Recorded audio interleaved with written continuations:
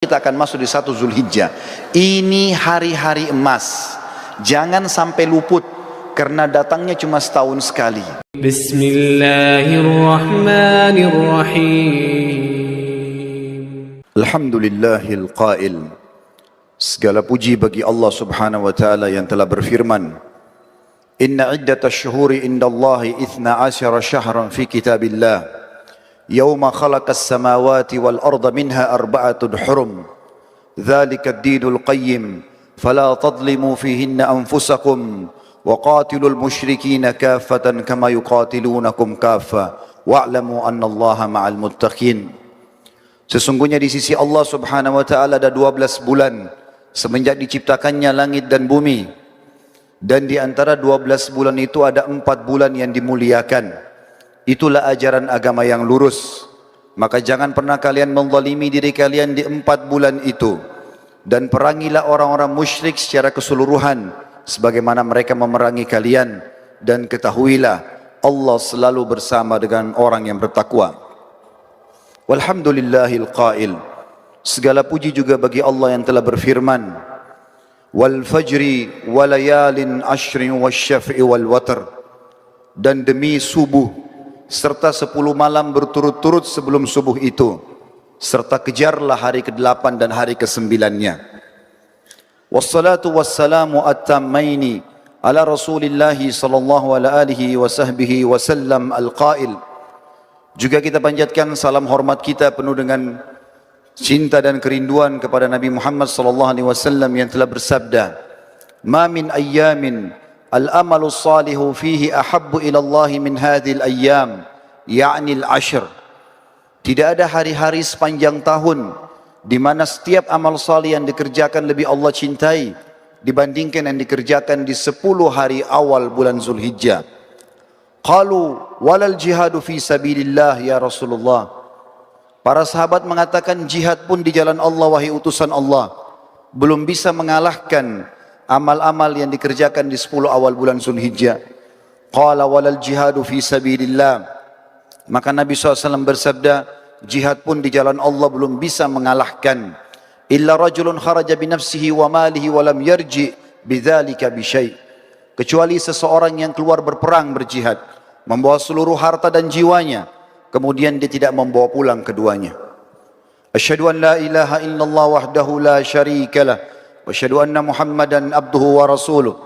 Saya bersaksi tidak ada orang yang berhak disembah kecuali Allah, dan Muhammad juga benar-benar hamba juga utusannya. Amma ba'd. Saudaraku seiman sedang Jumat rahimani wa rahimakumullah. Ayat tadi yang saya bacakan itu adalah sebuah pesan ilahi yang kekal ditelawakan oleh orang-orang beriman dalam surah At-Taubah ayat 36. Yang bunyinya, a'udzubillahi minasyaitonirrajim, inna iddatash syuhuri indallahi 12 syahran fi kitabillah. Yawma khalaqas samawati wal arda minha arba'atun hurum. Dzalikad dinul qayyim. Fala tadlimu fihinna anfusakum wa qatilul musyrikina kaffatan kama yuqatilunakum kaffa wa'lamu annallaha ma'al muttaqin. Sesungguhnya di sisi Allah Subhanahu wa taala ada 12 bulan yang semestinya menjadi perhitungan tanggal kalian, yaitu bulan-bulan Hijriyah, Muharram, Safar, Rabiul Awal, Rabiul Tsani, Jumadil Ula, Jumadil Tsaniyah, Rajab, Sya'ban, Ramadan, Syawal, dan kita sekarang berada di akhir Dzulqa'dah dan kita akan tiba bulan depan di Dzulhijjah. Sesungguhnya bulan-bulan itu sudah Allah tentukan dari semenjak penciptaan langit dan bumi.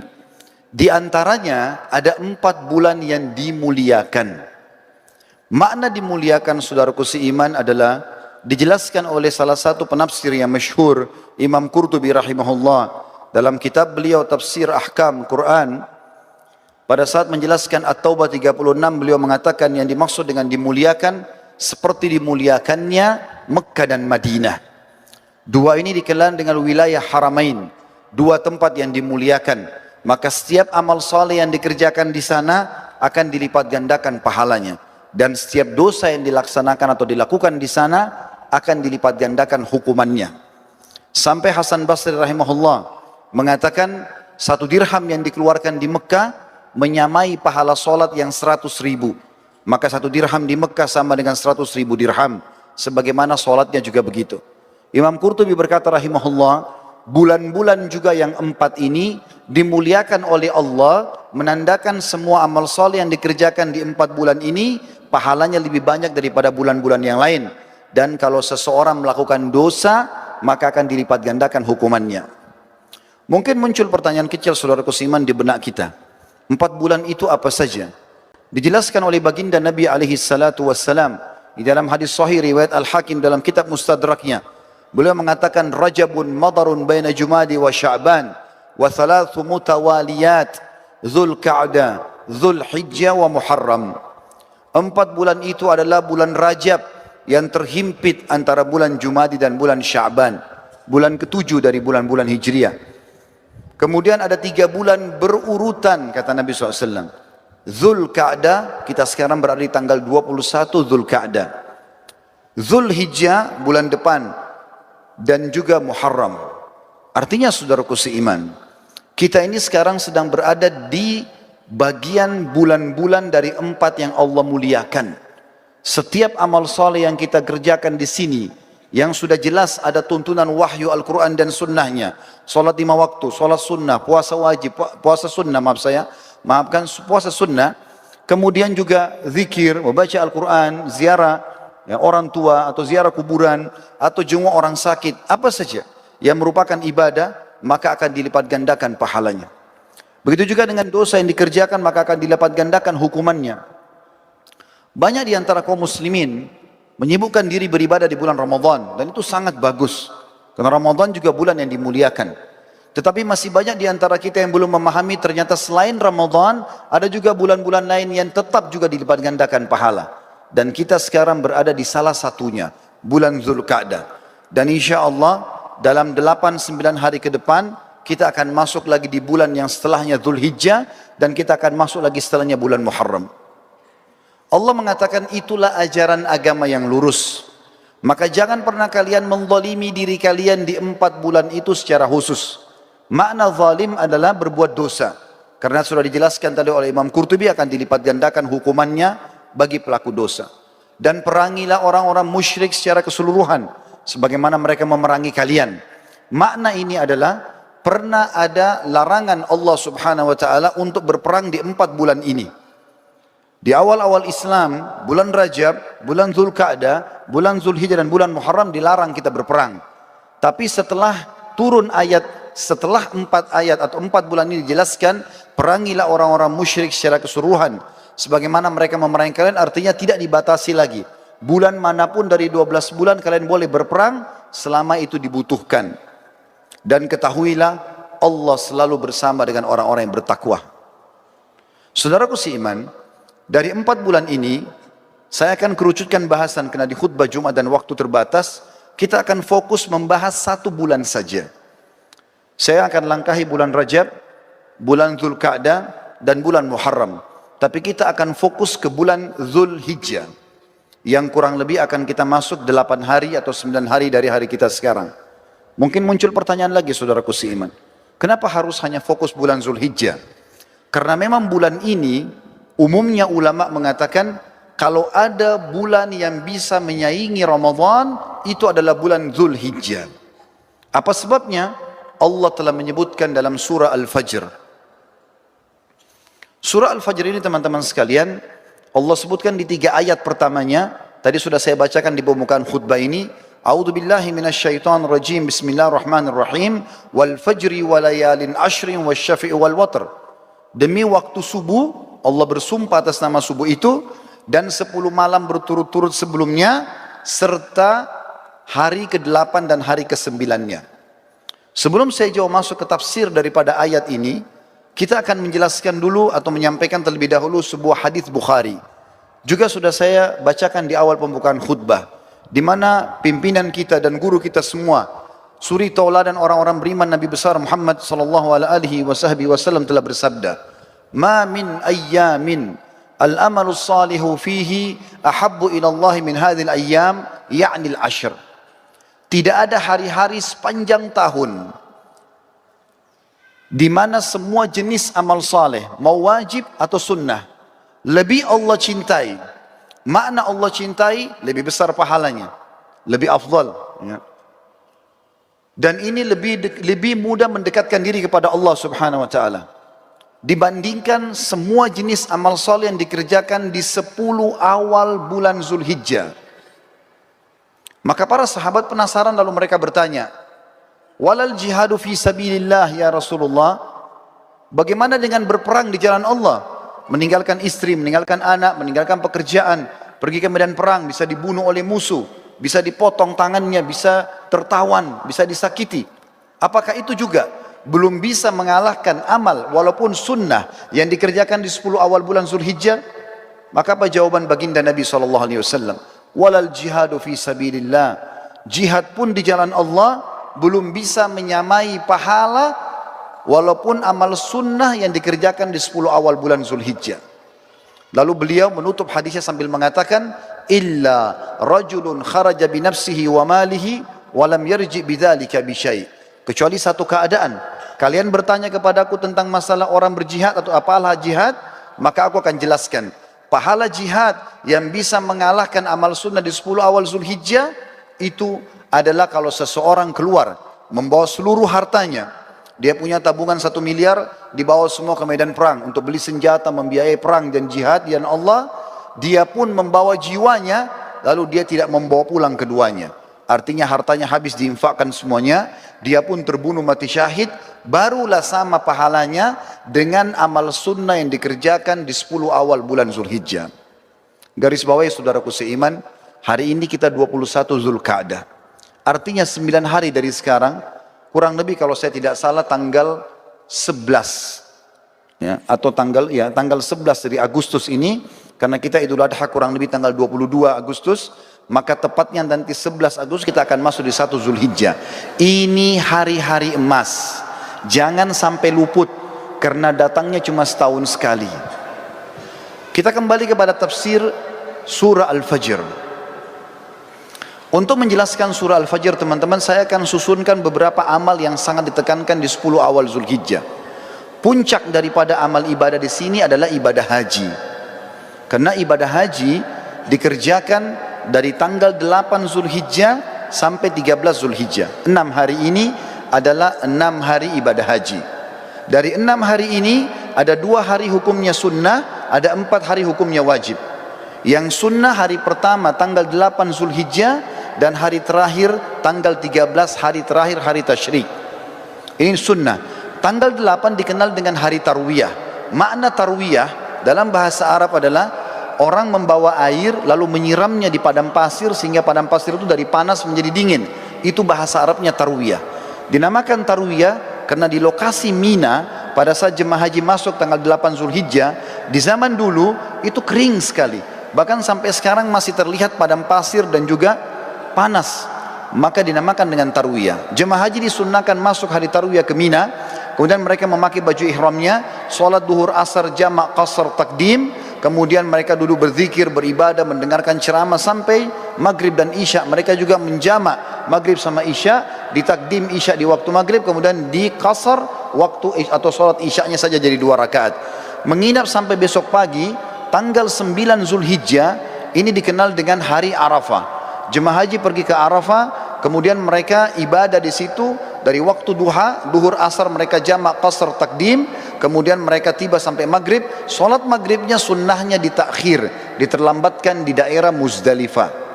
Setelah itu besok pagi tanggal 10 di Muzdalifah sunnahnya mereka menginap. Hari raya Idul Adha tanggal 10 Zulhijjah. Di situ mereka melakukan salah satu dari 3 kegiatan. Kalau sudah dilakukan, jemaah haji boleh bertahallul mencukur rambutnya. Yang pertama mereka berkurban, yang kedua mereka jumrah aqabah atau melontar, dan yang ketiga adalah mereka tawaf ifadah, tawaf wajibnya haji. Kalau sudah selesai mereka sudah boleh cukur rambut dan ganti baju ihram menjadi baju biasa. Setelah itu mulai tanggal 10 dikenal dengan hari Adha, hari Nahar ya.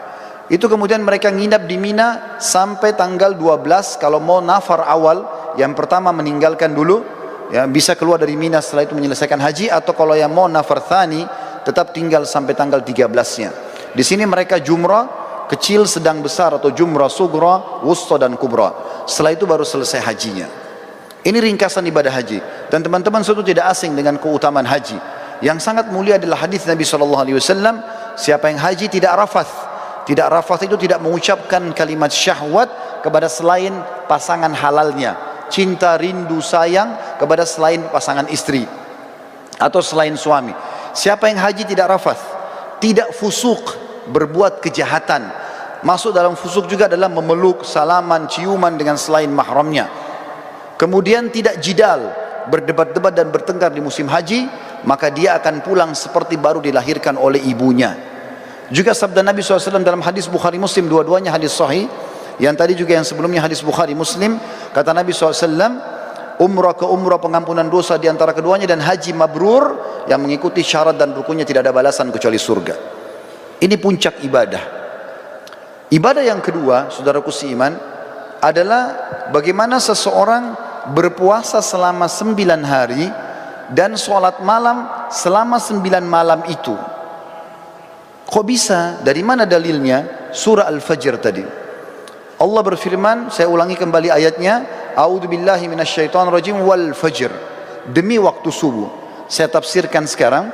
Waw ini teman-teman dikenal dengan waw kasam dalam Al-Quran atau dalam bahasa Arab. Seperti kalau kita mengatakan wallahi, demi Allah. Allah kalau bersumpah dalam Al-Quran dengan menggunakan waw ini, berarti yang datang setelahnya informasi penting yang harus diperhatikan. Mirip dengan firman Allah yang lain, wal asr, demi waktu. Maka di sini juga Allah mengatakan wal fajr. Fajr teman-teman, kalau tidak pakai alif lam dalam bahasa Arab, maka terjemahannya waktu subuh. Tetapi dalam bahasa Arab ada lagi sebuah retorika yang, atau dalam grammar bahasa Arab namanya alif lam mu'arraf. Alif lam memperkenalkan sesuatu. Misal begini, kalau saya sedang janjian dengan seseorang di masjid ini misalnya, saya mengatakan, ayo kita janjian ketemu di masjid Az-Zikra. Contoh, kalau saya dengan teman saya tidak mau lagi menyebut nama masjid Az-Zikranya, saya cukup mengatakan, ayo kita ketemu di Al-Masjid. Alif lam ini dalam bahasa Arab sudah menutupi nama tempat yang sedang jadi target. Contoh yang lain, orang Arab kalau mengatakan rajulun, seorang laki-laki, belum jelas siapa dia, maka mesti dijelaskan nama dia siapa baru bisa lengkap dalam retorika bahasa Arab. Tapi kalau saya sama teman saya sudah tahu siapa yang kami maksudkan laki-laki siapa, cukup kami mengatakan ayo kita ketemu dengan ar-rajul. Ar-rajul pakai alif lam. Allah di sini teman-teman menggunakan alif lam ini, wa al-fajr. Kalau Allah bilang wa fajr, demi subuh, maka subuhnya terbuka sepanjang tahun. Tapi ternyata ada yang Allah inginkan di sini. Wa al-fajr, berarti demi subuh tertentu yang Allah inginkan, kejarlah itu. Dan umumnya ulama tafsir mengatakan ini adalah subuh hari raya Idul Adha. Dan dari sini ulama tafsir hampir seluruhnya sepakat mengatakan Idul Adha lebih afdal daripada Idul Fitri. Setelah sholat Idul Fitri, tidak ada ibadah khusus yang diperintahkan. Kalau ada orang mau silaturahim, orang mau ketemu sama temannya, mau ziarah, apa saja, mau lakukan kegiatan-kegiatan positif, boleh saja. Tapi setelah sholat Idul Adha, ada ibadah khusus. Allah katakan dalam ayat lain, A'udzubillahi minasyaitonirrajim, fasalli li rabbika wanhar. Salatlah hai Muhammad Idul Adha itu, dan berkurbanlah setelahnya. Maka Idul Adha adalah lebih afdal daripada Idul Fitri, walaupun kita kadang-kadang lebih merapengan Idul Fitri di negara kita. Tapi ini makna tafsir Al-Fajr. Lalu Allah bilang di ayat kedua, walayalin ashr. Waw ini saudaraku seiman dalam bahasa Arab dikenal dengan waw ataf, penyambung hukum ayat sebelumnya. Apa yang berlaku sumpah Allah di ayat pertama berlaku juga pada ayat kedua. Artinya, dan kejar juga dirikan sholat malam di 10 malam berturut-turut sebelum subuh itu. Berarti di sini teman-teman sekalian, Allah Subhanahu wa taala memerintahkan kita untuk menghidupkan malamnya ya di 10 awal bulan Zulhijjah. Sementara ibadah puasanya tadi yang saya katakan diambil oleh para ulama dari hadis Bukhari, kalau amal-amal soleh lebih baik daripada jihad, dan termasuk amal soleh adalah puasa mutlak namanya.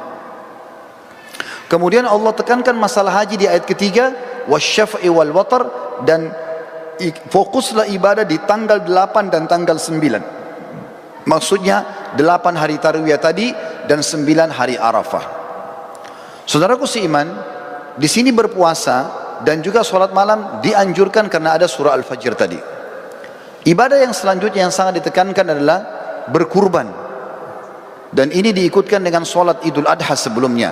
Sesuai dengan firman Allah SWT, "Fasholli li rabbika wanhar." Salatlah hai Muhammad Idul Adha dan berkurbanlah setelahnya. Lalu setelah itu masuklah ibadah-ibadah umumnya yang diperintahkan di dalam agama kita yang kita bisa kerjakan. Tapi yang kita ingin simpulkan teman-teman sekalian, setiap amal yang kita kerjakan dari awal Zulhijjah sampai akhir atau sampai 10 Zulhijjah itu akan mengalahkan pahala jihad. Oleh karena itu jangan disia-siakan. Perbanyaklah amal soleh, dirikan solat malamnya, puasalah siang harinya, lalu persiapkanlah hewan-hewan kurban yang terbaik akan kita kurbankan nantinya. Para sahabat ridwanullahi alaihim, mereka berkurban dengan cara membeli domba-domba mereka 6 bulan sebelum Idul Adha, lalu mereka sengaja menggemukkan kurban tersebut, lalu kemudian mereka menyembelihnya di Idul Adha karena diberikan untuk Allah Subhanahu wa taala. Berhubungan juga dengan masalah ini, sebelum saya menutup khutbah ini, perlu ditekankan tentang masalah Idul Adha. Selain sholat yang sudah masyhur 2 rakaat yang kita kerjakan dengan khutbahnya, tapi kurbannya yang perlu digarisbawahi. Kurban ini teman-teman terdiri dari 3 jenis hewan yang sudah masyhur, kambing sama domba umurnya setahun minimal, kemudian sapi kurang lebih 2 tahun dan unta minimal 5 tahun. Tapi dari 3 jenis hewan ini, yang paling ditekankan adalah domba dan kambing. Sering kali saya dengar dari panitia masjid, kalau ada orang-orang kita yang akan menerima daging kurban, mereka kalau melihat vouchernya tertulis daging kambing, mereka tidak mau mengambilnya. Bahkan banyak masjid mungkin tidak melaksanakan kambing ini. Padahal sebenarnya kalau kita mau lihat afdaliyahnya, maka terletak pada domba dan kambing. Dalilnya adalah, yang pertama, Nabi Ismail alaihissalam pada saat tidak jadi disembelih oleh Ibrahim, kira-kira diganti apa oleh Allah? Jawabannya jelas, diganti dengan domba. Allah sebutkan dalam Al-Quran. Kemudian yang kedua, hadis Bukhari menjelaskan, baginda Nabi SAW beliau berkurban dengan 65 ekor domba atas nama beliau sendiri. Beliau menyembelih 15 ekor dengan tangannya yang mulia, kemudian 4 atau 50 ekor dilanjutkan oleh Ali bin Abi Thalib radhiyallahu anhu. Berarti memang domba ini adalah hewan yang sangat dianjurkan, dan termasuk sunnah Nabi SAW selain menyembelihnya juga memakan sebagian dagingnya. Beliau pada saat selesai berkurban, beliau mengatakan, idrib li sahma, kosongkan atau lowongkan untukku sebagian daging tersebut. Maka Nabi SAW pun mengkonsumsi itu. Dan kambing ini teman-teman sekalian, sebagai penutup dalam khutbah kita, adalah hewan yang kalau dimakan dengan diniatkan ini adalah perintah agama, bisa mendapatkan pahala. Yang pertama, dalilnya adalah hadis Bukhari menjelaskan Nabi SAW sangat gemar memakan paha kambing. Jadi kalau ada persepsi mengatakan kambing itu adalah hewan atau makanan orang Arab, ini keliru. Tapi dia adalah makanan umat Islam, karena memang Nabi SAW sangat gemar dengan paha kambing. Yang kedua, berhubungan dengan dalil ini adalah akikah. Kita tahu setiap muslim kalau punya anak laki-laki, sembelih 2 ekor kambing. Kalau anak perempuan 1 ekor kambing. Ini berlaku baik itu muslim Arab, baik itu muslim bule, baik itu muslim dari Afrika, baik muslim dari Asia Tenggara atau orang Melayu, sama saja. Anak laki-laki 2 ekor kambing, anak perempuan 1 ekor kambing. Dan sunnahnya dalam hadis Bukhari Muslim juga dijelaskan, waktu Hasan dan Husain radhiyallahu anhum lahir, baginda Nabi SAW memerintahkan agar Ali bin Abi Thalib radhiyallahu anhu menyembelih domba untuk Hasan, kemudian berkata, hai Ali, bagikanlah dagingnya kepada kaum muslimin, tetangga-tetanggamu, dan ambillah sebagian untuk dimakan. Sunnahnya membagi sampai 1/3. Berarti di sini teman-teman, kambing itu, domba dianjurkan untuk dimakan, karena dalam akikah tidak bisa diganti dengan hewan lain. Dan yang ketiga adalah Idul Adha, di mana sudah saya jelaskan tadi, kalau Ismail AS digantikan oleh Allah dengan domba, begitu juga Nabi SAW menyembelih dengan domba. Tentu menyembelih sapi boleh, menyembelih unta boleh, tapi kalau kita mencari afdaliyahnya, maka kita akan melihat dalil-dalil ini menunjuk atau mengerucut kepada kambing. Semoga bisa diambil manfaat. Aqulu qauli hadza, saya sudah mengucapkan perkataan saya ini, wa astaghfirullah li wa lakum, dan saya beristighfar kepada Allah, mengajak jemaah juga istighfar kepada Allah, fastaghfiruhu innahu huwal ghafurur rahim. Beristighfar dan bertobatlah karena Dia Maha menerima taubat hamba-hambanya. Alhamdulillah wassalatu wassalamu ala Rasulillah. Segala puji dan puja untuk Allah Subhanahu wa taala, dan juga salam hormat, salawat dan taslim kepada baginda Nabi sallallahu alaihi wasallam. Saudaraku seiman, hari Jumat adalah hari yang mulia. Bahkan kata Nabi SAW, tidak ada hari yang lebih mulia daripada hari Jumat semenjak terbitnya matahari. Juga Nabi SAW mengatakan tidak akan terjadi kiamat kecuali hari Jumat. Hari Jumat dalam hadis yang dikatakan adalah hari-hari terbaik kalian, maka perbanyaklah salawat kepadaku. Hari Jumat juga ini ada waktu mustajab doa. Ada dua buah riwayat. Pertama riwayat Imam Muslim, kata Nabi SAW, hari Jumat pasti doa setiap muslim diterima, dan kejarlah itu di waktu asar sampai terbit matahari. Ada riwayat yang lain, riwayat Imam Nasa'i juga hadis sahih, kata Nabi SAW, Jumat itu 12 waktu, dari mulai azan subuh sampai nanti azan isya atau sampai azan maghrib, dari mulai subuh sampai maghrib, seperti waktu orang puasa.